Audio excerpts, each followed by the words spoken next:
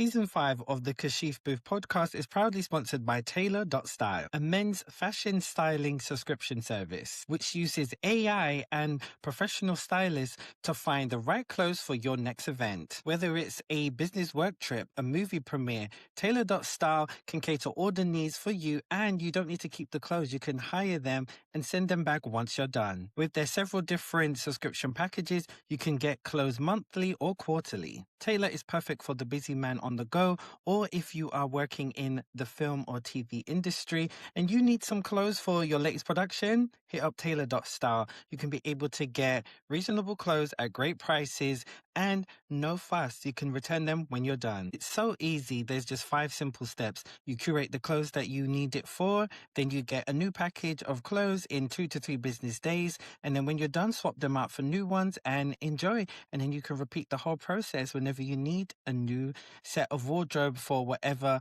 event or occasion that you're attending. Get 25% off your first monthly or quarterly plan by using Kashif at checkout or Kashif QTR. Check them out at Tailor.style. Hey guys, and welcome to another episode of the Kashif Booth podcast. If you're new here, each week I sit down with a guest and we discuss their career so far, the highs, the lows, and what's next for them. Today's guest is Kieron Leslie, who is now a friend to the show, his 3rd time on the show. And yeah, we have a lot to discuss. So Kieron, welcome back. Thanks for having me back, Kashif. We have a lot to discuss indeed.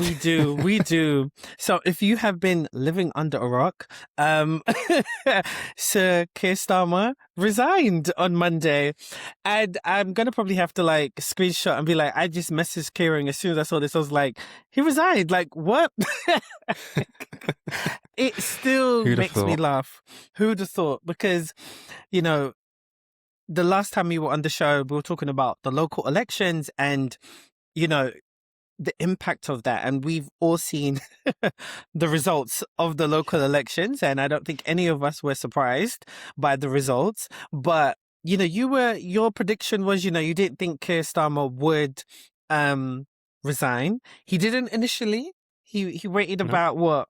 A month, just over a month. Just over a month, you know. Yeah. And I was adamant. I was like, no, he's not going to do it. We've had, you know, we're already a laughing stock of, you know, the ever-changing prime ministers, and here we are yet again. I never thought he actually would. I thought he would, like, you know. So, Kieron, please, what are your thoughts on this whole debacle?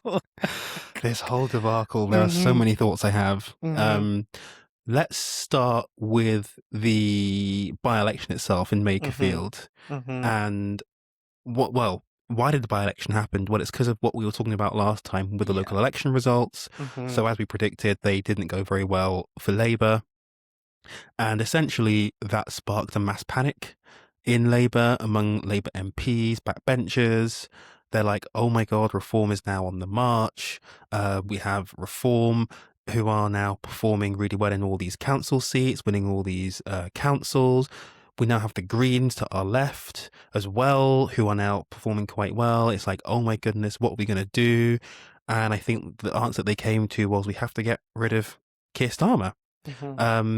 And, you know, that was the prevailing wisdom, that weekend of the local elections, Keir Starmer would be gone.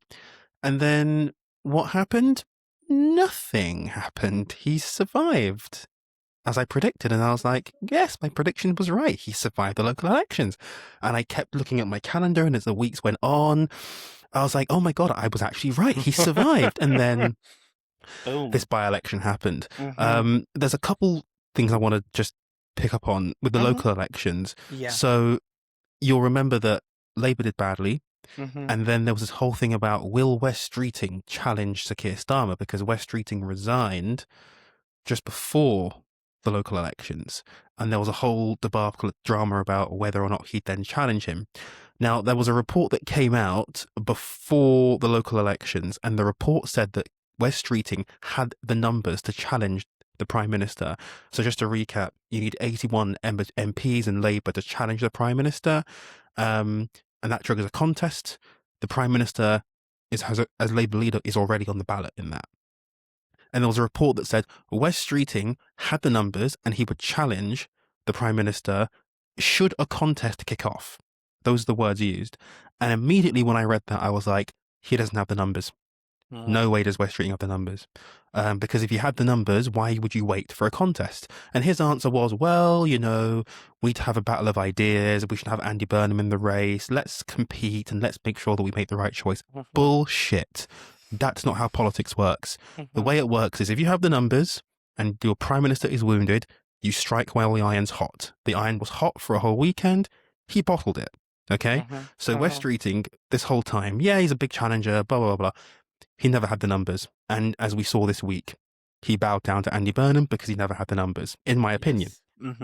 So that takes us to the by-election itself now in Makerfield. Local elections happen.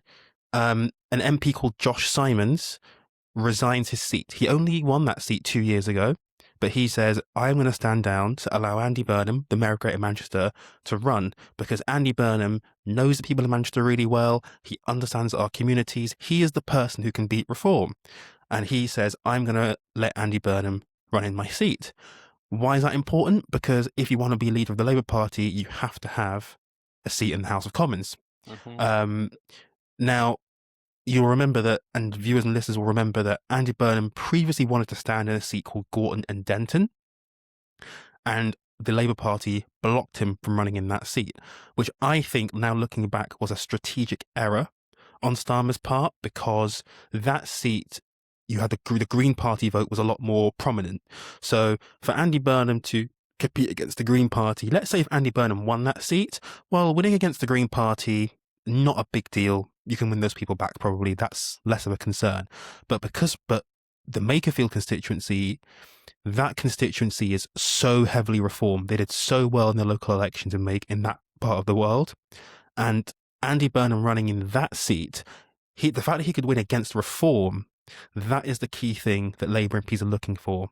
So if, let's say, he won Gorton and Denton, okay, maybe Starmer could have brought him into the cabinet.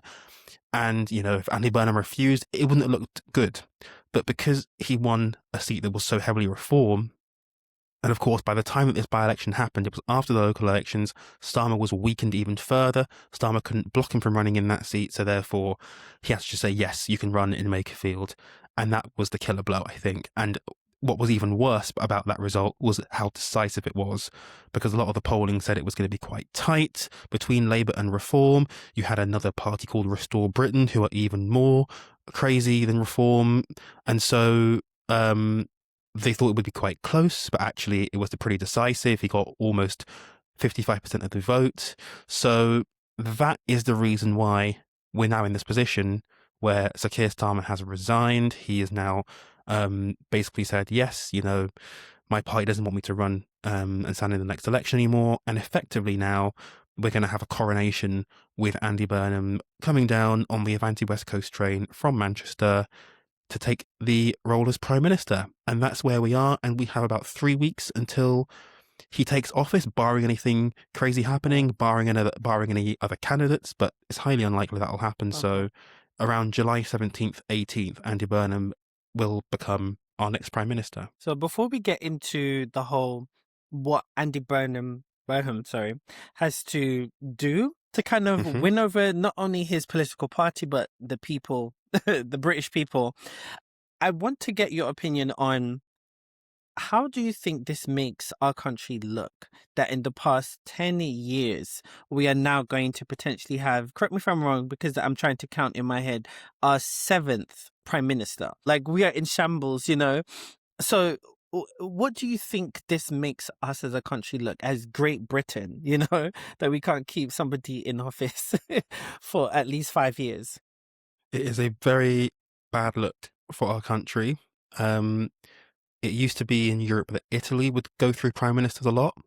But the Italian Prime Minister, Giorgia Meloni, she is one of Italy's longest serving prime ministers. She's been in post since October 22, and she will have seen off Rishi Sunak, Keir Starmer, and now she'll be having Andy Burnham as prime minister, as her counterpart, which is wild. I think we can pin it down to a couple of things. I think undoubtedly Brexit is one of the main reasons for this, the instability that Brexit has brought. We don't really know who we are as a country. I think Brexit was partly it was sort of a vehicle for Britain to sort of try and understand who it is. Who is Britain? What do we stand for? The vote itself was a sort of wanting to go back to the days of empire when we were strong, independent, we ruled the world. Those days are long gone now. But I think part of it is, what is Britain's role in the world? We don't really know who we are, and so we can't really plan for certain things. And you have the media chaos, the media circus around that. I think a lot of the journalists and media loved that, and they're craving that sort of drama. So anywhere they smell blood, they're going to go for it, and that's something that we'll talk about with Andy Burnham coming up and what he needs to do to prepare. But I think economically, where we are as a country, 2008 was a very significant moment as well in terms of living standards. And, we've not really had much growth in the UK since 2008. Wage growth, wage stagnation, that's all been a factor. And of course, if you're working really hard, your wages aren't going up, you're going to feel disillusioned with the system. The system is not working for you. And so that brings out instability. It brings out challenges to the centre, left and centre right, the mainstream parties. That's why you get things like reform on one end, you get the Greens resurgence on the other end. And so there's just a general lack of stability in people's lives. And I think that's translated.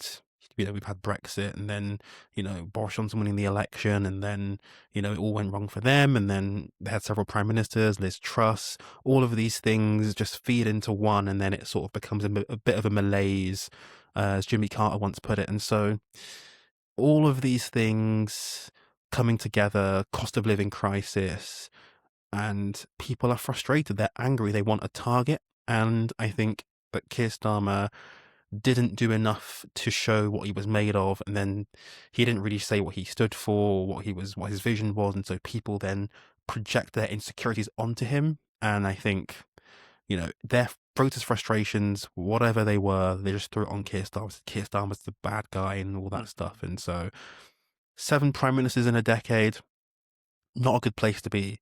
But we have had periods like this before in history. It's not the first time this has happened. This happened a lot in the 20th century. We had periods of multiple prime ministers, and then, after sort of Thatcher, things got a bit more stable with Blair, Brown. So, look, it's hopefully something that will be, short-lived, and hopefully not something we have to continue with. But I do think the longer that voters feel like they're not well off, the longer that voters feel insecure, if you don't sort that out, voters are going to be agitated and crying out for things to be done. And that's why you've seen the rise of populists all around the world. Very, very true. Very, very true. I'm just so intrigued to see what's going to happen next. So I would love to talk to you about, Andy Burnham's message, like, reversing 40 years of privatization. Like, do you think this is the right step moving forward? I think there definitely have been issues with privatization the last 40 years. I think the distribution of wealth is certainly a massive issue at the moment. And obviously that was all started by Thatcher and that era, the neoliberal era. And so, look, that is definitely something where governments, I think, they've been aware of an issue of inequality, but they haven't really sought to tackle it much. This Labour government under Starmer, they did a little bit of that, water industry reforms. You've had rail reforms, so sort of bringing the rail network back into public control, water into public control. But I think Burnham wants to go a lot further in that regard. The key things that he's sort of talking about, he's a very big fan of devolution. He wants to give a lot more power to local areas, so local areas can decide, how they want to spend their money. Sort of reconnecting Labour with its traditional base, its working class base in post-industrial towns, and then visible government, making sure that, the things that he's doing are tangible. And his experience in Greater Manchester, one of the big successes of his term was sort of his work in transport and the B network, making sure that, bus network is integrated into the city. And he wanted to bring the train network, local rail services into public control as well. So it's something that he's started on in Manchester. quite successfully, and people associate him with that. And it clearly has made people's lives a lot easier. People are very happy with it in Manchester. And that's something that I think he will continue to do in government. Again, with all the caveats, he'll get a big backlash for it. But, something does have to change. And the current system is not working. I mean, look at the water companies. They are dumping absolutely huge amounts of sewage in our waters. And, then it's illegal to do so unless there are certain conditions met. And yet still the bosses get millions in bonuses. People think, what on earth is going on? So that's an area where this government has tried to make some steps, but I think Burnham, in his mind, would try and go much further in that. But with the results of obviously the most recent local elections, moving forward, do you think when it comes to like voting on all of these changes, there's going to be pushback or people will lean into it more? Because, you know how it is. People can suggest and lay out their plans, but unless everyone agrees with it, it's kind of a catch-22 situation. So realistically, with what he has done in Manchester, do you think that he'd be able to do that nationwide? Well, again, and this is gonna be the big theme of this episode. It all comes down to messaging and communication. So he needs to persuade, number one, his backbenchers this is the right thing to do. Number two, he needs to persuade the public it's the right thing to do. That's all. Look, all this is persuasion, messaging, and also how serious is he about tackling these issues? He's going to have to take on vested interests. He's going to have to make unpopular decisions. Is he serious about this? Now, clearly, as the chief executive of Greater Manchester, he's shown he is serious. He's done certain things like rail reform and the B network and stuff like that. Okay, but if he is really serious, if he wants to do it, as soon as he gets in, he's got a big majority. If he can work with his backbenchers, the Labour backbenchers have been quite feral in the last few years, not really listening to Keir Starmer. If he can bring them on side, he can do whatever he wants. Okay, this is a parliamentary democracy. He can do whatever he wants. But again, it's messaging and communication. He needs to make the argument for these things because he will get absolutely slaughtered. The Daily Mail headlines, Burnham wants to nationalise water. Burnham wants to do this, do that, Burnham wants to communist Burnham wants to do this or that, Look, that's just the reality of the situation. It's messaging. He can do what he wants if he puts his mind to it and is serious. He can do what he wants. Yeah, exactly. So do you think there should be an early election? Like, should he call an early election? Or he must. Okay. He Why? must. Why? So again, this is going to be controversial. He must call an early election. He is never going to be more popular than he is now. Okay. Number one. Number two, he is signalling that things are going to change when he gets into power. Now, I look at this through the lens of style over substance. Okay. The fundamental issues that Sir Keir Starmer had aren't going to go away. Things like, the economy, the Iran war, all these things, these big issues, they're not going to go away. But in style, he can be a better communicator. Okay. And I think if he can, I think if he can communicate a better message, he'll be successful. But there are parts of the 2024 manifesto that Labour had that were a disaster. That manifesto was a complete disaster. Namely, the pledges on tax. They were not going to raise national insurance, VAT, or income tax. Though that pledge, completely unnecessary. It hemmed in the government when they wanted to raise money for the NHS and for other things. They couldn't do it through those taxes. They had to do piecemeal tax rises elsewhere. These taxes are the easiest one to raise. Okay, not everyone will like tax rises, but if you want waiting lists down, if you want schools built, if you want more money in education, if you want better transport, the money has to come from somewhere. Tax rises are the easiest way of doing it. If Andy Burnham wants to raise taxes legitimately, I think he needs a fresh mandate for it. If he wants to break away from Rachel Reeves' fiscal rules, rules on borrowing, rules on spending, he'll need a new mandate. If he wants to diverge significantly from what the last government wanted to do, he absolutely will need a new mandate. I think he can win an election. I absolutely do. I absolutely think Andy Burnham can win an election, but I think he needs to call it as soon as possible, ideally before the end of the year. if he can emulate the Mark Carney strategy, I think he can do well. It's what Mark Carney did. It's what Boris Johnson did in 2019. He became Prime Minister in July. That was obviously about Brexit and that not going through, and then he had to call the election, and then he won the majority. But I really do think he needs to call an election. I think the reform surge is peaking. I think Farage is beginning to be found out. It was very interesting, the results in the so obviously the Makerfield result was not good for reform, but interestingly there was another by-election in Aberdeen South which the Conservatives won, and reform didn't do well at all in that. And I think that's a sign that voters may be starting to look back to the Tories, and this whole multi-party politics thing which everyone's talking about may not be coming to pass. It's a very early sign. But one thing that's really interesting is Kemi Badenoch's approval rating is going up. And I think that's a danger for Andy Burnham if he allows that to continue. I think he needs to nip that in the bud as fast as possible. And I think reform is down. I think he needs to strike while they're down.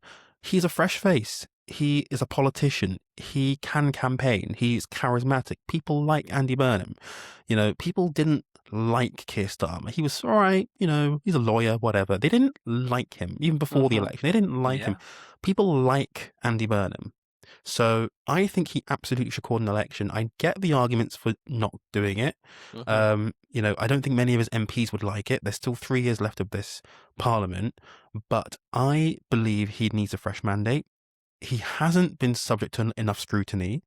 That's not to say that I don't think he's up to the job. I think he absolutely is up to the job. But I think but if we're not going to have a leadership contest, there needs to be some scrutiny, and he needs to lay out his positions and make clear who he is. I think there should be an election. I think he'd win it. I would vote for him easily. That's a very easy vote to do. And I think that's a much easier vote for many people than it would be for Sir Keir Starmer, for example. I think that's a really good strategy. I like that because it gives a fresh start, but also it's good PR, I feel like it's good public relations, to not just the country, but internationally as well, because you have to look at international relations when you're thinking about, who's going to represent the country. And, it's just what it is, because there's international trades, there's so many different things. And maybe it's just my ignorance, and maybe I block out Donald Trump and a lot of US politics, but has he said anything about Andy Burnham? Has he mentioned anything? What's his thoughts on him? Not that I've seen. Okay. The only thing that he put out at the weekend was that he essentially pre-announced that Starmer would be resigning, and that he failed on immigration and North Sea oil. That's his 2 cents on the Labour leadership contest.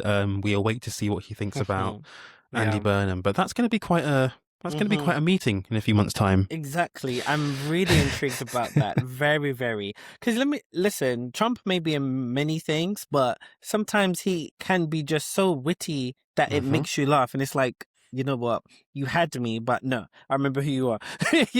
So it's very, very interesting. But speaking of Trump, and you said Carney as well, you've mentioned before about obviously communication, they obviously have done such a great job of getting people to believe in them and go out and vote for them in droves. Do you feel like Andy Burnham needs to adopt some sort of communication techniques? Does he need to work with his team to be able to really kind of push out there? Because a lot of people know about him, but at the same time, it's he still needs to reach the masses, people who aren't really into politics or aren't really following what his trajectory is, or are just looking at, okay, Sir Keir is gone, and so now we're just okay, back to square one. What do you think he needs to win over those people with his communication style? Yeah, I think Andy Burnham's done a really good job so far. So throughout the campaign, he's been putting out little social media videos on Twitter, Instagram, TikTok, sort of talking to voters, talking about his campaign. They've been really good. And that's something that he definitely needs to continue once he gets the keys to number 10. That needs to ramp up. And he needs to ramp up at the same time as he's outlining his program for government. He's not got much time to prepare, only about 3 weeks. But I think, alongside his preparations for government, needs to be a strategy for getting the message out. He needs to continue with these social media videos. He's also been responding to critics on Twitter. So I think journalists have been criticizing him online, calling him all sorts of stuff. And he's actually been replying saying, no. You don't know anything about the people of Makerfield. I do. I'm from this part of the world. You don't know them. Go away. That needs to continue. It's very confrontational. It's, it's quite adversarial, but this is the attention economy that we're in now. This is not the 1990s where you cozy up to the newspapers and you try and make friends with them. They hate, and oh my God, if you think the attacks on Starmer were bad, you have not seen, you ain't seen nothing yet, Kashif, that I can tell you, because Andy Burnham is now a real threat to reform and a threat to the right in general. Yeah. And they are going to go absolutely ballistic on him. They will go scorched earth on him, and he will need to respond. Yeah. Can he respond? It's interesting already. The media narrative is, we've heard about Andy Burnham. We've known Andy Burnham for a long time, but we don't know what he stands for. That needs to be shut down, like ASAP. That narrative, that was a narrative that Keir Starmer had for 6 years. That narrative needs to be shut down by Andy Burnham's team immediately. We need to know everything that he stands for. We need to know what he's about. We need to know what the vision is ASAP. Otherwise, it's going to be a repeat of the last few years with Starmer. There's already talk about who his chancellor will be, and whether it be Ed Miliband or not, and that's gone down a crazy rabbit hole. It's already they're already circling, and let me tell you, it is going to be relentless. What we can't have is a repeat of Keir Starmer. Oh, I'm not going to attack the media, even though they're being cruel to me, because I'm a nice person and I'm not going to respond. No. No. We need Zoran Mamdani. We need Donald Trump. We need Mark Carney. We need Georgia Maloney. We need leadership. We need a vision. We need values. And then from the vision and the values, we get the policies that link to the values. That's what we need. Stand up strong. Hit back. We need to hit back. Politely, respectfully, of course, but be tough. And we need to know what you're saying. No more weakness. No more stupid advisors. Tell us what you stand for. No more idiots. No more dodgy people being sent to Washington. Smart people. Smart advisors. Is it too much to ask for, Kashif? Is this too much to ask for? Am I being unreasonable? You are not. You are not. You are not. This is the bare minimum. Literally, honestly. I definitely get that.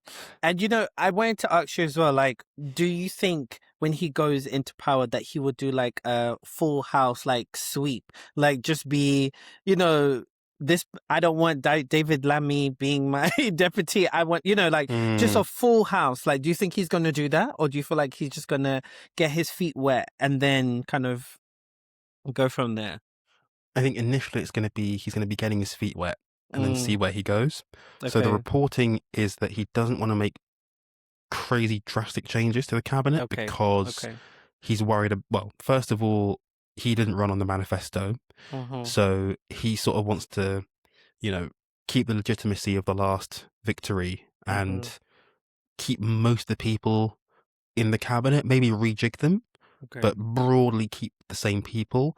We know that he is going to demote Rachel Reeves, which I think to most people will come as a relief. I don't think she's been the most effective chancellor. She qualified for the job, but she hasn't been effective in the role. So we know that he's going to get rid of Rachel Reeves. The big fight is over who's going to be chancellor. The briefings against Ed Miliband being chancellor are wild. I mean, so this whole Ed Miliband thing's interesting. Everyone hates Ed Miliband. So let's do a little rewind. 2015. David Cameron. What did David Cameron say about Ed Miliband? What did he say would happen if Ed Miliband won the election? What was the key phrase? Do you remember? I cannot remember. He said there would be a coalition of chaos.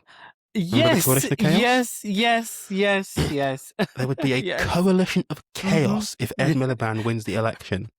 That was in 2015. What happened the year after, in 2016? Brexit. Brexit happened. And then David Cameron, who is supposed to be the best and the brightest, privately educated, Eton, Oxford, best and brightest in our country, unleashes 10 years of hell on our country because of his stupid decision to have a referendum. Yes. These are the best and brightest in our country. Remember, these are the people that are our rulers. Listen. These are the smartest people. And this is what he did to our country. Listen. We could have had chaos with Ed Miliband. No, we chose Cameron instead. And then look where that got us. Okay. So we have that on the right. And then on the left, think about this now. We have the head of the Unite Union, Sharon Graham. She's saying we cannot have Ed Miliband as Chancellor because he would, quote, be a noose around the neck of job creation because he's pursuing net zero. Which, and by the way, net zero, which is supposed to create jobs and in a more sustainable way, she's saying, no, we can't have net zero. We can't have Ed Miliband as Chancellor. She criticised him specifically for not approving the development of oil and gas fields.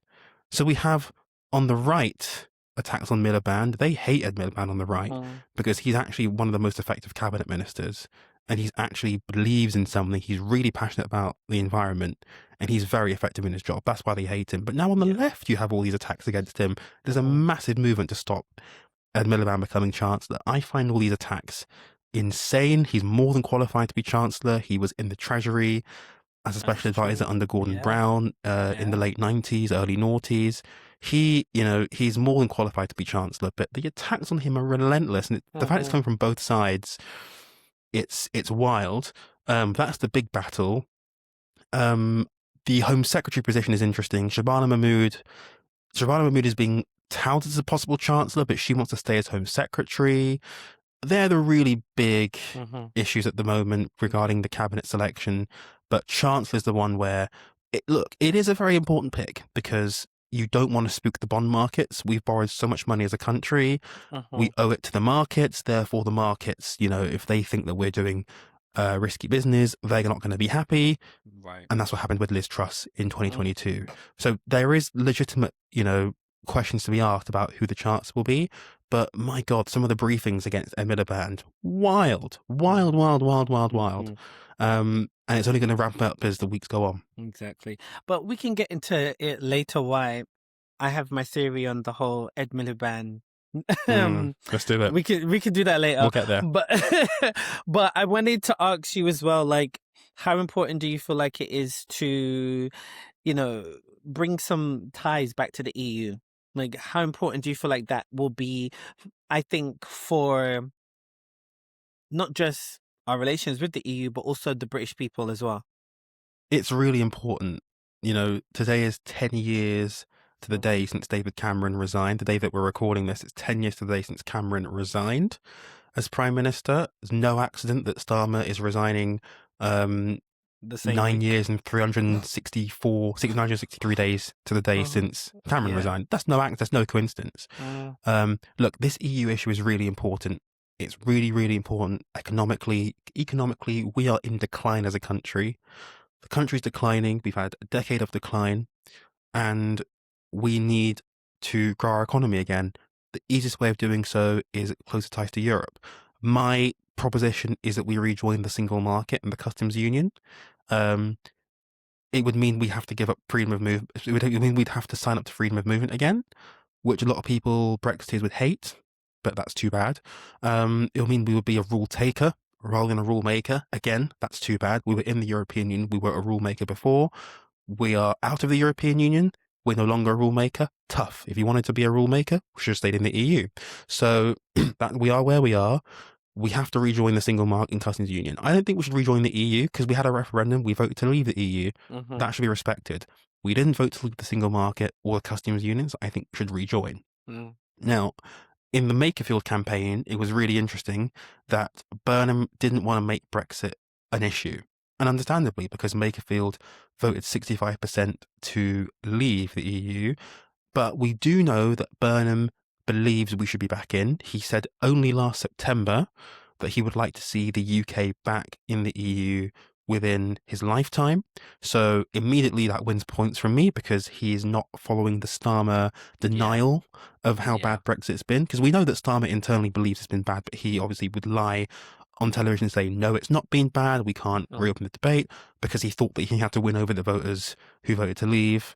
Again, you see now what's going on. Yes. Burnham's more authentic, and Burnham wins the very people that Starmer was trying to appease. You see how this works? You see now why we are where we are. You see, authenticity is really important.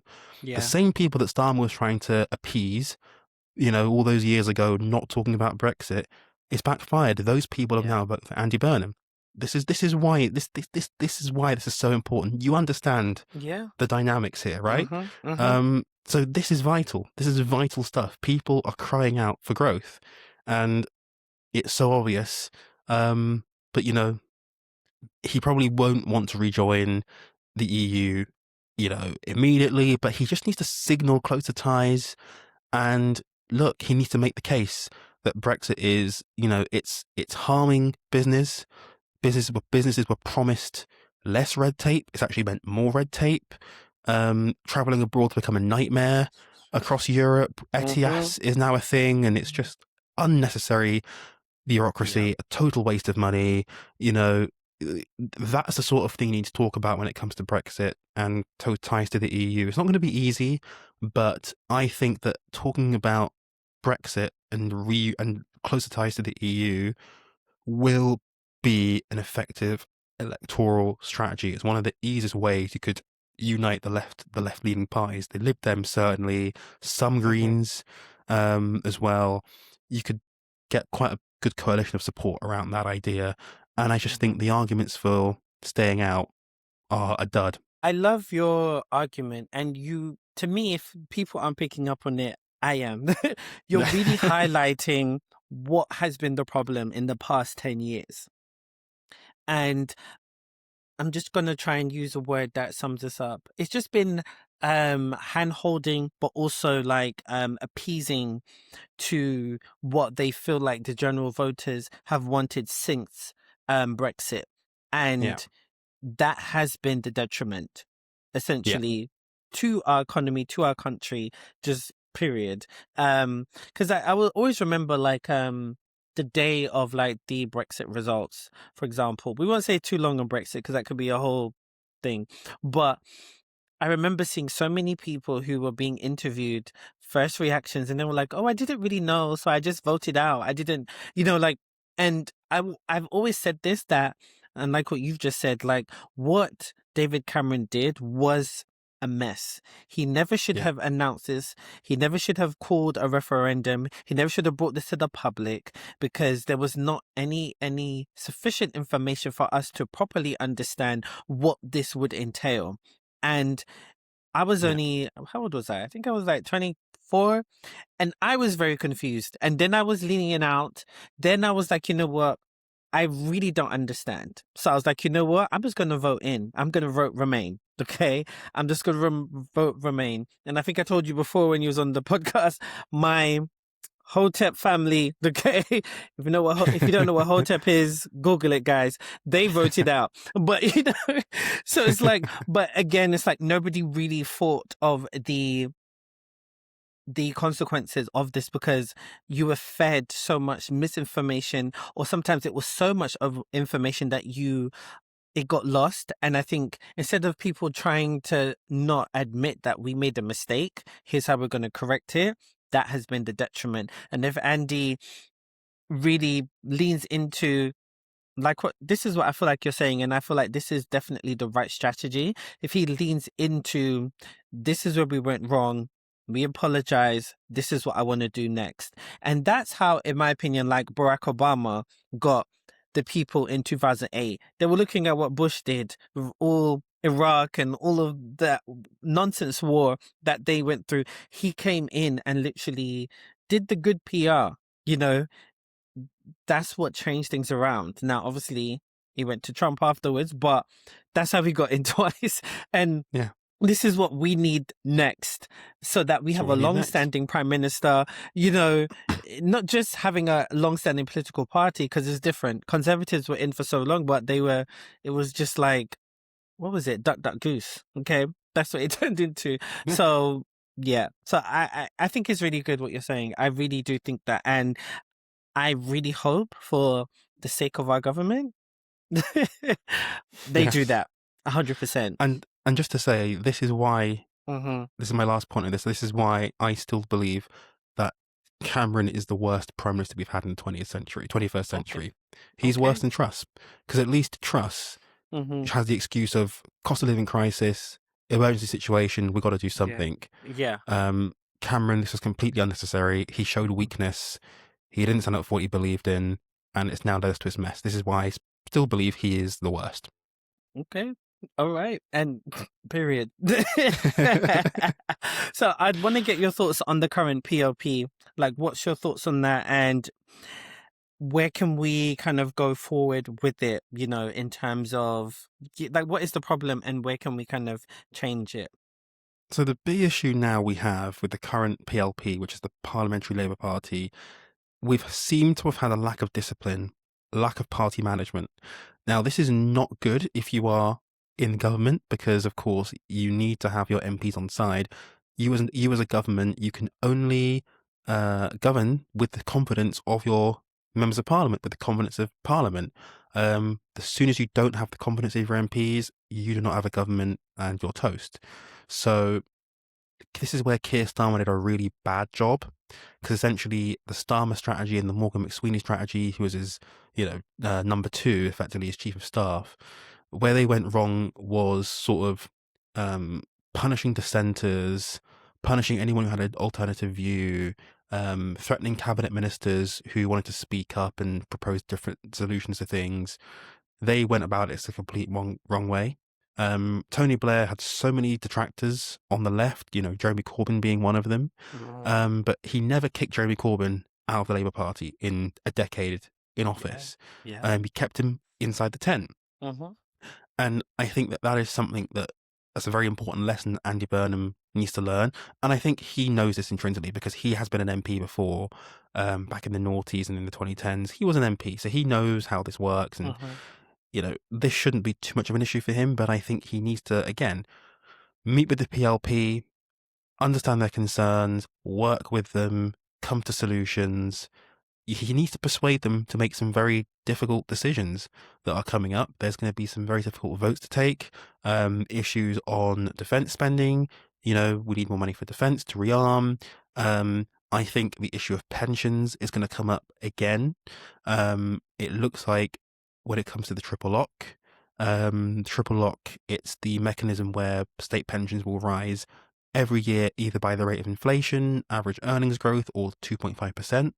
There's been a lot of calls to scrap it because it is super expensive.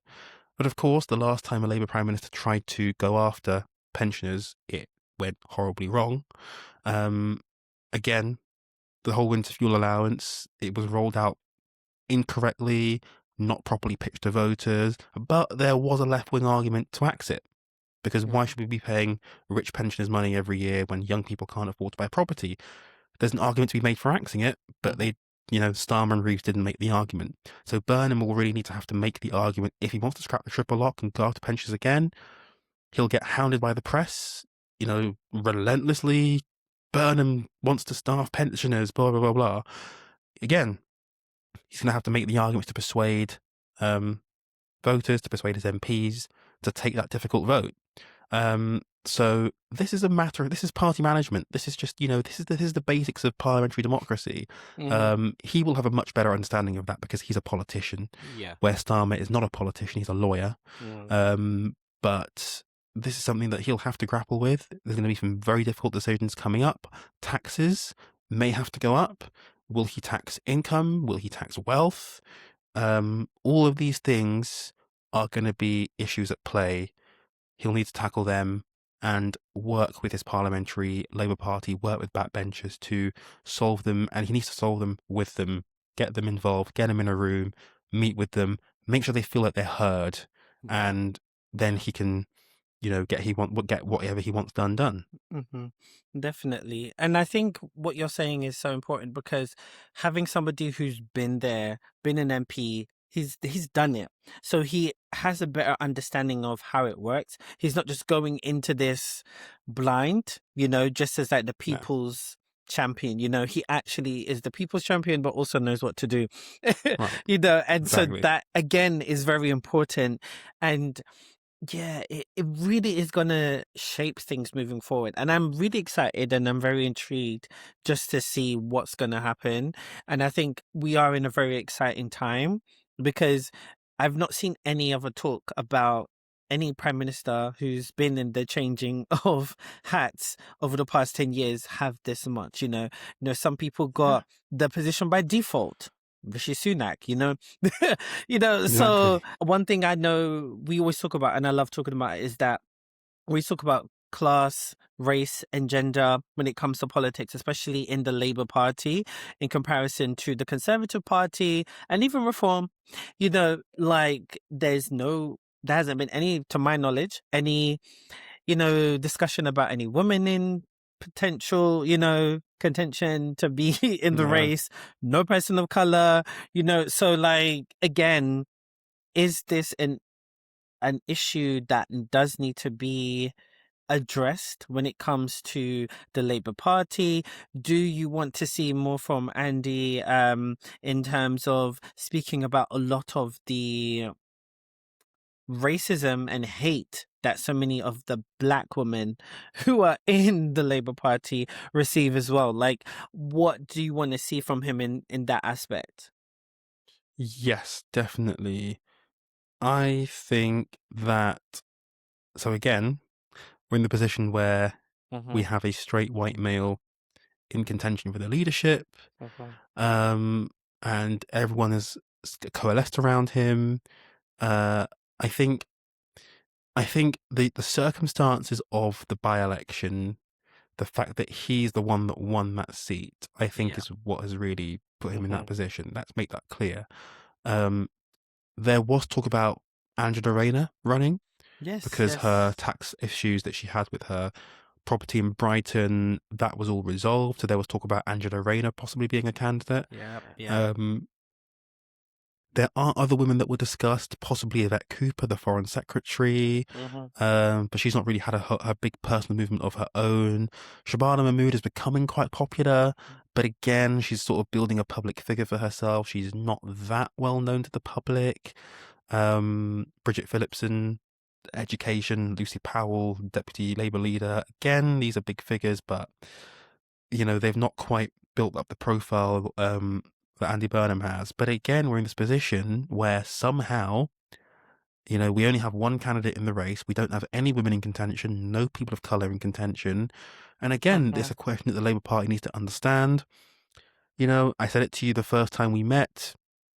If you are a person of colour, if you are a woman in the Labour Party, you want to be a leader, it's not going to work out for you. Um, and again, I think this is a class issue. In the Tory party, it's more about aspiration, it's more about all these things, but a lot of those folks have gone to private schools, they're very wealthy, they've got a Yeah, lot of access yeah. to all these resources, so it becomes less of an issue. Of course, you have issues of racism, Islamophobia in the Conservative Party, as you have anti-Semitism in the Labour Party, so those issues are there. But in terms of like, if you want to progress as a politician and you're a person of colour, I don't think Labour is for you. That's my message, Mm-hmm. Mm-hmm. unfortunately. And once again, this contest is proving so. Yeah. What does Andy Burnham need to do about it? I think he needs to talk more about the class issues in this country, because I think if you deal with the class issues, I think you will also end up dealing with the race issues. I think they're obviously not completely intertwined, but I do think there's some overlap. And I do Mm-hmm. think actually when it comes to politics, when it comes to all these different industries, I do think class is the bigger barrier.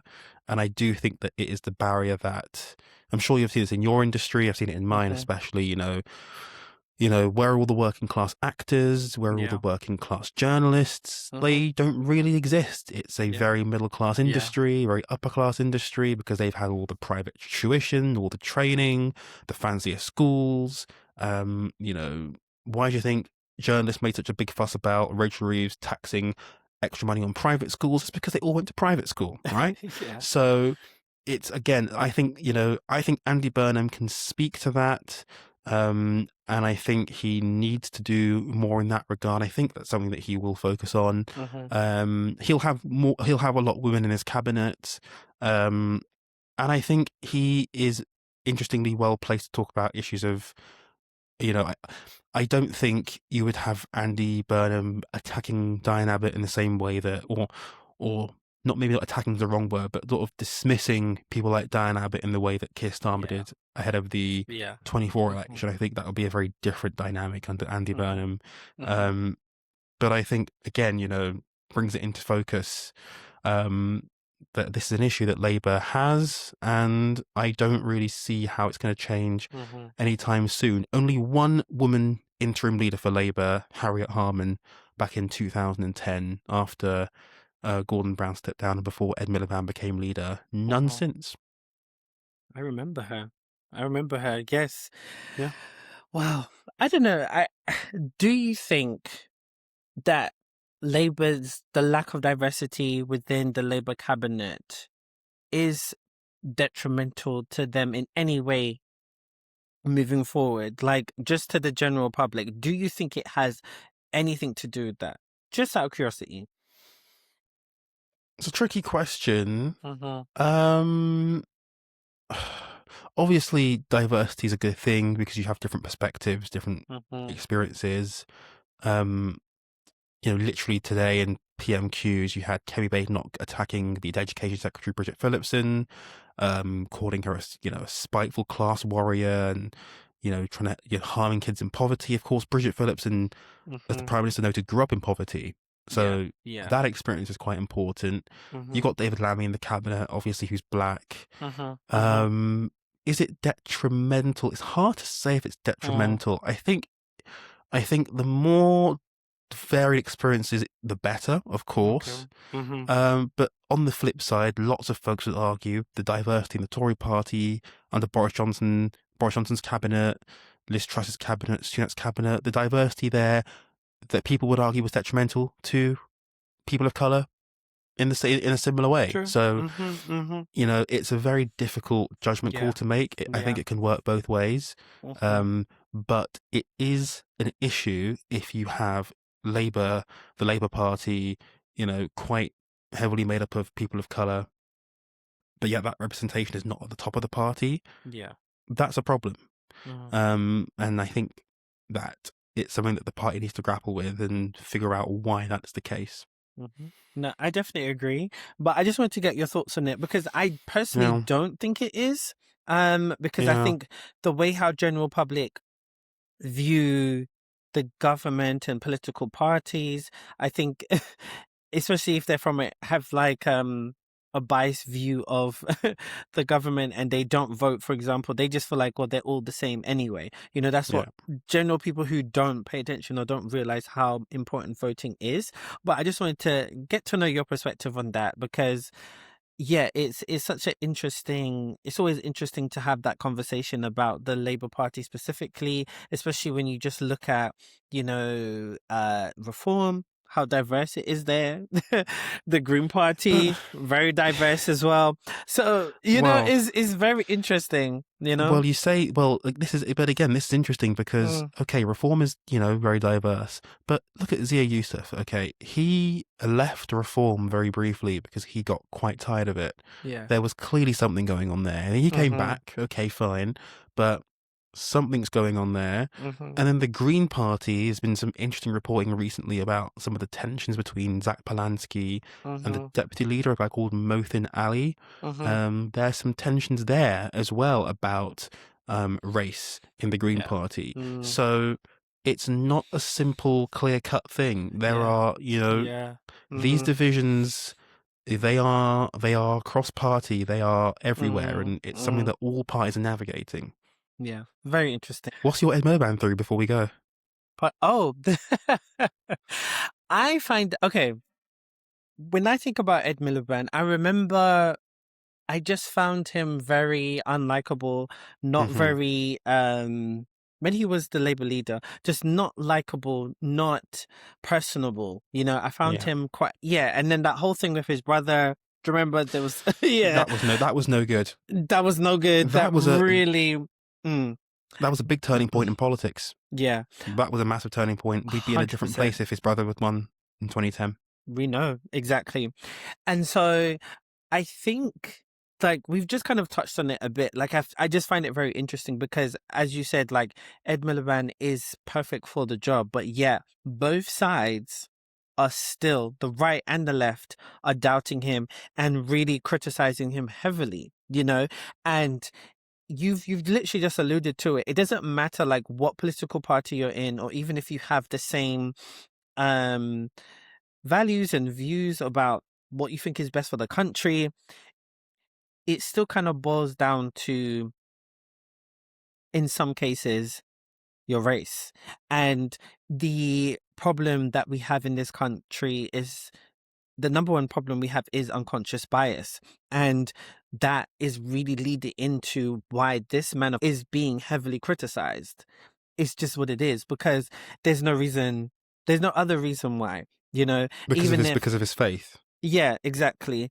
And it really does come down to it. And it doesn't, Interesting. I just think it always does, because of the unconscious bias, whether you realize it or not, whether you're not outwardly thinking it, or it's just something that is a preconceived notion that you've had. And I always say this, once people learn to kind of unlearn those biases, that's where things change. And I think that is probably what it is, because yeah, it's always that. It always is that. Not in every situation, but in certain things. And so that's where my mind went, because yeah, he's not perfect by far. Okay. However, you know, I feel that, but that was my thought process. Yeah. Interesting. Mm-hmm. Well, yeah, that's it.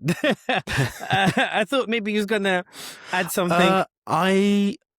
I don't think there's much to add. I think I'd not thought of that before. Mm-hmm. I didn't think that would come into it, but actually, I think you may be onto something there. I just think it's really strange, the pylon. But again, I think that could be part of it. I think also the image that he got from that 2015 election campaign. Yeah, and sort of gaffes from that campaign, from his time as leader. I think all of that. When you combine all of those things, I thought that he'd shaken off the image when he got back into the shadow cabinet a few years ago, and then became a cabinet minister. I thought that was all shaken off, and I thought that he was a fresh person. People were actually quite liking him. People were praising him in the early days as being a great cabinet minister and spearheading net zero. I think with Trump coming into power back in 25 and sort of this, anti-green agenda now really kicking off, I think Ed Miliband's been the big casualty of that. But I was very surprised to see that from the left as well. That really surprised me, and that may be where your theory comes in. Actually, that's just it. It's just because of the left. That is where I'm like, But again, people could still be holding on from 2015. That's also a thing, but I like to throw all different theories out there. So it's an important point, not one that I thought of. So I think that's a really good insight, actually. So yeah, that was it. That was it. But again, Kieron, it's always great having you on the show and updating myself and everybody else on what the current politics in the UK is and where it's heading next. So I still need to have you back on for US politics, because I need to know everything what's going on. Absolutely. Definitely, because there's a lot. There's a lot. Got to keep you informed. Honestly, and especially what was happening recently with loads of Scots being rejected their visas last minute before flying out. It's all crazy. All crazy. A lot of visas being rejected at the moment, left, right, and centre. It's not good. It's not good. So where can people find you if they haven't tried to get you before? You can find me on YouTube. Just search for Kieron Leslie, and you can find me on TikTok for UK politics at Kieron Leslie, and for US politics at Kieron USA. Amazing. Well, thanks guys for listening. You can follow me all on my socials. You know them. There's a bunch of them. Stay tuned for new episodes coming soon.